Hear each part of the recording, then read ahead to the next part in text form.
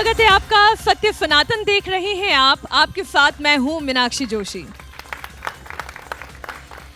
गीता सुगीता कर्तव्या किन्मये शास्त्र विस्तरे या स्वयं पद्मनाभस्य मुख पद्मिनी स्मृता। अर्थात श्रीमद् भगवद गीता को अच्छे से पढ़कर उसके अर्थ, उसके भाव को समझकर अपने मन में धारण करना ही ये मुख्य कर्तव्य है। लेकिन गीता पढ़ना और फिर उसे अपने कर्तव्यों में शामिल करना, आसान भाषा में कहूँ कि आप जो पढ़ रहे हैं उसे अपनी डे टू डे लाइफ में इंक्लूड कर रहे हैं, इन दोनों में जमीन आसमान का अंतर है। पढ़ते तो आप बहुत कुछ है, लेकिन क्या सब कुछ अपने जीवन में शामिल कर पाते हैं? आज सत्य सनातन का उद्देश्य यही है कि गीता को अपने जीवन में हम शामिल कैसे करें, इस प्रश्न का उत्तर हम ढूंढें। और इसलिए सत्य सनातन में आज चर्चा के लिए हमारे साथ हैं अमोघ लीला दास जी। बहुत बहुत स्वागत है आपका। बहुत धन्यवाद जी। हरे कृष्णा। हरे कृष्णा। तो आज चर्चा की शुरुआत यहाँ से करते हुए कि अर्जुन युद्ध क्षेत्र में परेशान है, क्या करना है वो ये जानते थे कि युद्ध करना पड़ेगा, अपनों से करना पड़ेगा, अपनों के लिए करना पड़ेगा, और वो ये भी जानते हैं कि अपनों को मारना भी पड़ेगा। लेकिन फिर भी जब वो युद्ध क्षेत्र में खड़े हो गए हैं तो वो परेशान हैं, भयभीत है, मैं क्या करूं, क्या हाथ पांव उनके फूल रहे हैं। लेकिन तब श्री कृष्ण बताते हैं कि कर्म क्या है। यही हमारी स्थिति भी है।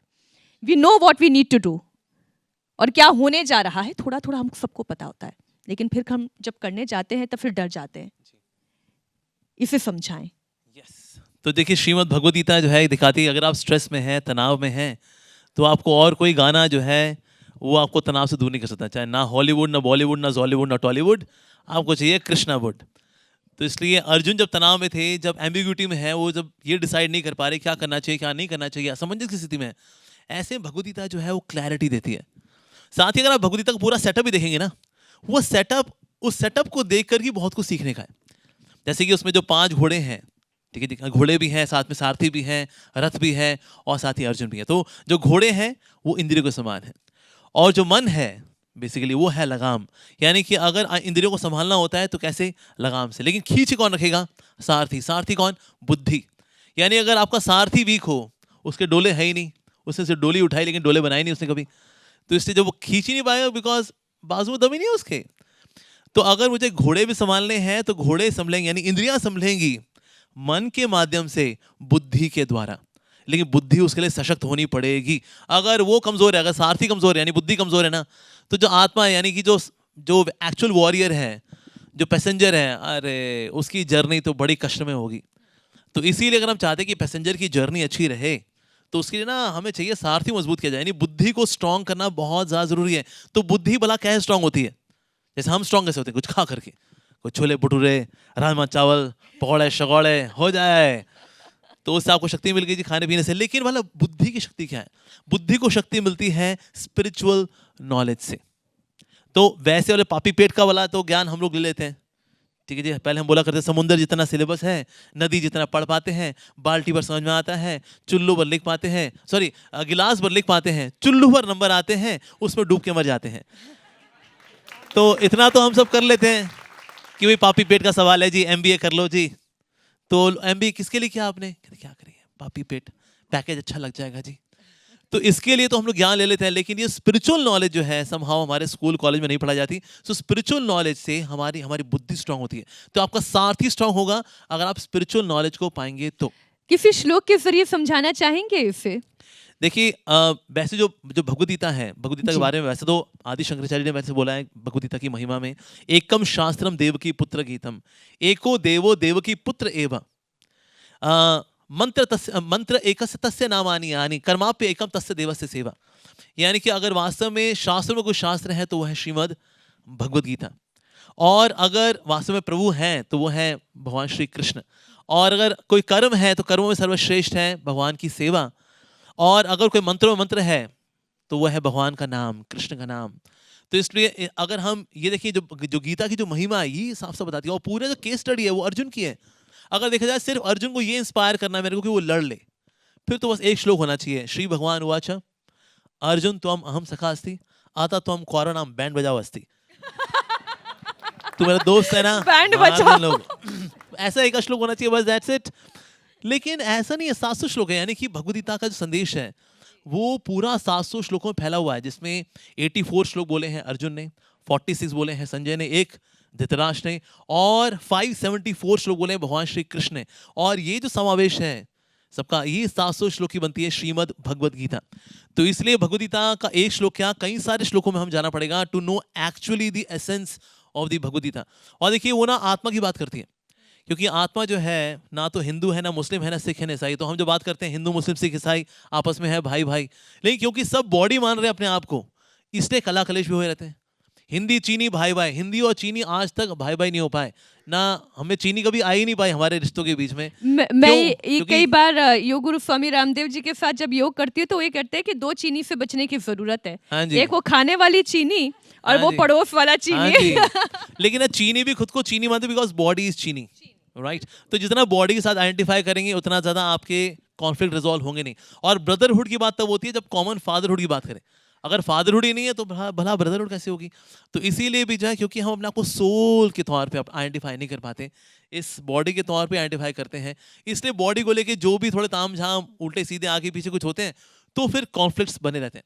तो इसलिए Lord Krishna starts the knowledge of Bhagavad Gita by saying that you are not the body, you are soul. और आत्मा कभी मरती नहीं है, ना उसका जन्म होता है, ना बुढ़ापा, ना हमारे कुछ नहीं, शरीर के साथ हो रहा है। इसके साथ जितना आइडेंटिफाई करोगे उतना दुख पाओगे। अब अगला प्रश्न ये है कि हमारी डे टू डे लाइफ में हम बहुत तरीके के लोगों से मिलते हैं। कई सारी सकारात्मक ऊर्जा होती है और कई नकारात्मक होती हैं। सकारात्मक कम मिलती है, नकारात्मक ज्यादा मिलती हैं। अब मैं इसे महाभारत के कॉन्टेक्स्ट में आपके सामने रखती हूँ। भगवान श्री कृष्ण वो अर्जुन को भी सुलभ थे, तो ऐसा नहीं है कि वो दुर्योधन को दुर्लभ थे, उन्हें भी सुलभ थे। लेकिन अर्जुन को वो प्राप्त हो गए, दुर्योधन को प्राप्त नहीं हुए।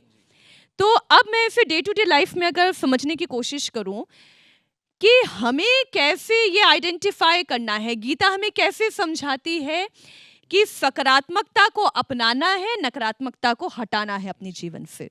देखिए अब ना ये जो ऑप्शन थी कि ना कृष्ण को चुना जाए या नारायणी सेना को चुना जाए, तो फिर दुर्योधन ने चुना नहीं हमें तो नारायणी सेना चाहिए, हम क्या करें इस ग्वाले का, इसने तो हथियार भी नहीं उठाने, अरे ये तो बस रथ हाँकेगा, इससे क्या होगा जी। तो उसने नारायणी सेना को चुना लेकिन कृष्ण को नहीं चुना। लेकिन अर्जुन ने कृष्ण को चुना, तो जीत की भला किसी हुई? अर्जुन की, पांडवों की।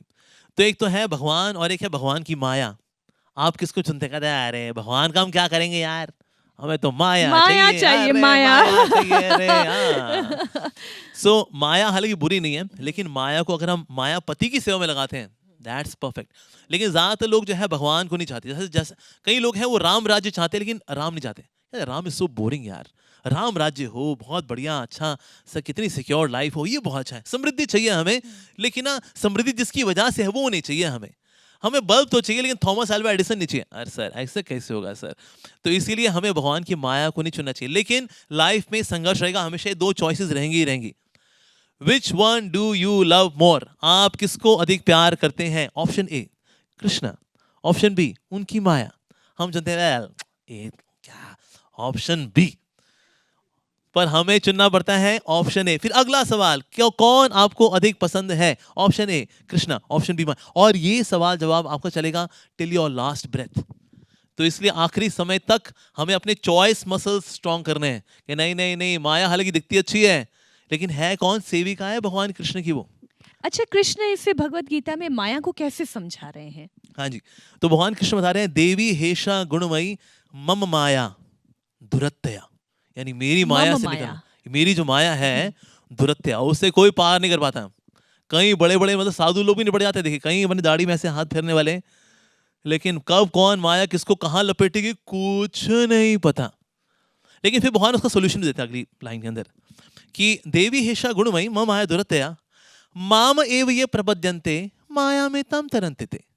लेकिन अगर कोई मेरी शरण में आता है तो माया से बच जाएगा, अन्यथा माया से कोई नहीं जी सकता। जैसे मान लो आप किसी घर जाएं और वहां पर उनका डोबरमन कुत्ता है, आपको झपट गया, अब कहे कुत्ते कहीं गए, कुत्ते कुत्ते हट जा कुत्ते।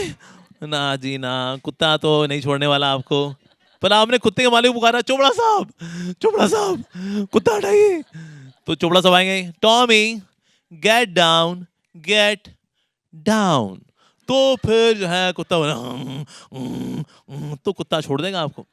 इस तरह से हम माया को बोले, माया हट जा पिशाचनी चुड़ैल कहीं की, हट जा ना। माया ना छोड़ने वाली जी आपको। माया के पति को पुकारे, कृष्णा हरे कृष्णा कृष्ण कृष्ण हरे हरे, हरे राम राम राम हरे हरे।